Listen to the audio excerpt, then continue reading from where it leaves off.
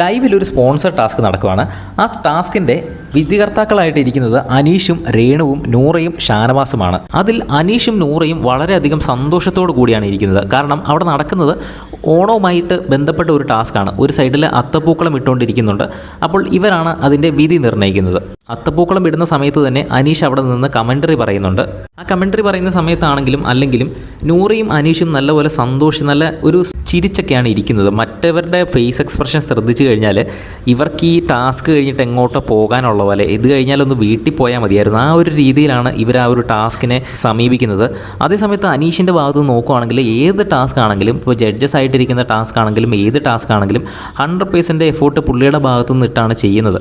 ആ ടാസ്ക് ചിലപ്പോൾ വിജയിക്കണമെന്ന് നിർബന്ധമൊന്നുമില്ല, പക്ഷേ പുള്ളിയുടെ ഭാഗത്തു നിന്ന് ഇടാൻ പറ്റുന്നതിൻ്റെ മാക്സിമം എഫോർട്ട് പുള്ളി ഇടുന്നതായിട്ട് നമുക്ക് പലപ്പോഴും തോന്നിയിട്ടുണ്ട്.